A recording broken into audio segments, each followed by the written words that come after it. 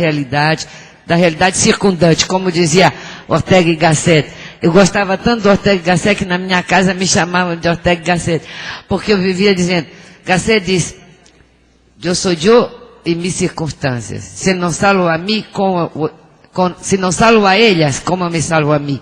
Então, se você não pensa, eu estava falando de educação, mas pode falar de outra coisa. O homem amazônico, que vive numa realidade específica, numa região estratégica porque tem as qualidades que tem essa região, como que a educação poderia fazer desse homem um ator sobre nessa área, mas um ator vivo, um ator eficiente, um ator que ama, não é? Um ator que cuida a partir da educação, isso seria possível, só isso. Sobre uma notícia que a Amazônia não é brasileira, eu acho que a gente não deveria perder tempo com esse tipo de coisa, né? A Amazônia, o Ramonet ontem falou e hoje, e nós todos sabemos, a Amazônia é nossa. Agora, eu queria só lembrar uma coisa, que às vezes eu digo que às vezes a gente tem uma soberania de selho, soberania de carimbo. Não sei se em espanhol seria uma soberania de sellos. No, entra en la frontera, sello. Entra en la frontera, sello. ¿No? En el pasaporte. Esto es soberanía. No, soberanía es algo más. ¿No? Soberanía es poder responder a su gente. Soberanía es entregar a su gente. Es tener vida digna. Un país que consigue dar a su gente una vida humana, digna. Ahí este país es soberano, ¿no? Bueno, y esto de internacionalización de la Amazônia, ya estamos, el capital ya está aquí, ya estamos internacionalizados. O problema é como mudar isso. Obrigado, Nazaré. Richard, você quer fazer alguma consideração, por favor? Sí, el intento de globalizar, y así como hablábamos de la democracia hace rato, que su interpretación puede ser un chantaje para nosotros en América Latina, en el proceso de construcción de un modelo político distinto que queremos librar, es igual, el mismo esquema. Pretender decir que la Amazonía es un patrimonio del mundo en el cual pienso que todos concordamos. Pero no es un patrimonio del mundo para que otros vengan a decir qué vamos a hacer con ella. Es un patrimonio del mundo en términos de que tenemos que cuidarlo para que le sirva a las presentes y a las futuras generaciones, en primer lugar, de la misma Amazonía.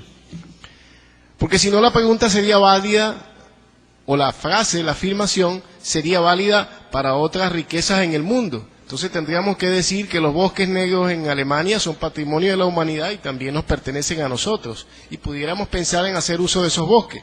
Alemania no estaría dispuesta a permitir eso. Si nosotros le decimos a los norteamericanos que en el norte de ellos, en Montana y en esos bosques que tienen allá, pues es patrimonio de la humanidad y quisiéramos hacer uso de ello, jamás lo van a permitir. Entonces, el concepto de patrimonio debe verse como eso, como un legado que tiene la humanidad para las generaciones presentes y futuras y del cual pudieran haber recursos estratégicos a futuro, pero obviamente quien tiene la potestad del uso inmediato de eso tiene que ser los países que ahí residen. O sea, es un problema de soberanía y eso no debe quedar en discusión y al igual que yo hablaba del concepto de democracia, tampoco podemos caer bajo ese chantaje. Agora, me permites uma parte. Aí, creio que também temos que racionar o seguinte, pensar o seguinte.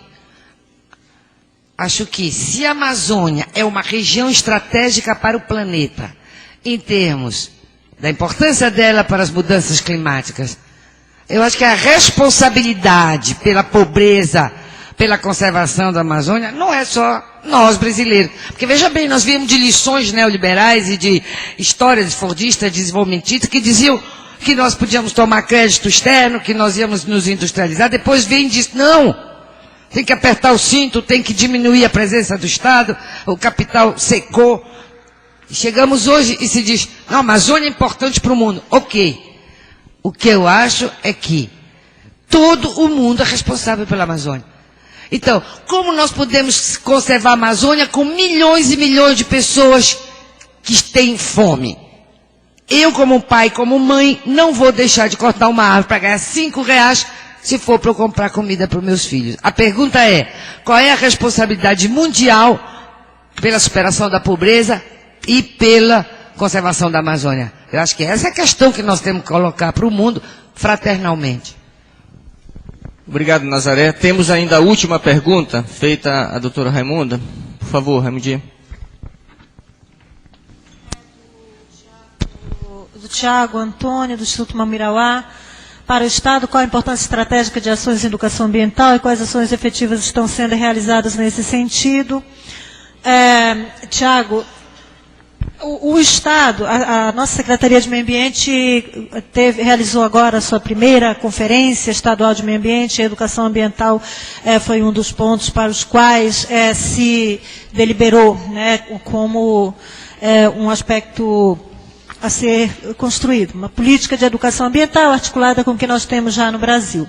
Agora, eu acho central, nessa questão da educação ambiental, o que a professora Nazaré acentuou muito na colocação dela, que eu também tinha feito uma referência forte, que é o investimento em educação na formação das capacidades locais, né? E principalmente a valorização dos recursos, a valorização econômica dos recursos, na medida em que nós tivermos uma sociedade escolarizada, uma sociedade com conhecimento, e com condições de produzir conhecimento e se beneficiar do conhecimento que ela produz, né, para viver melhor a partir do uso dos recursos, certamente nós teremos condições estruturais, né, para que a sociedade trate melhor, se relacione melhor com a sua base de recursos, né, com o ambiente. Então, eu acho que a educação ambiental é auxiliar aos esforços estruturais de mudanças sociais que nós temos que promover para que a nossa sociedade tenha acesso à informação, acesso a conhecimento e possa possa transformar hoje o que são oportunidades, né, em condições efetivas de promover o seu desenvolvimento interno. Bem, a gente agradece a doutora Raimundo Monteiro, ao Richard, a doutora Nazaré Monteiro, e assim então nós encerramos, Nazaré Imbiriba, me desculpa, e assim então nós encerramos essa mesa redonda intitulada Amazônia de Pulmão do Mundo, a região estratégica global.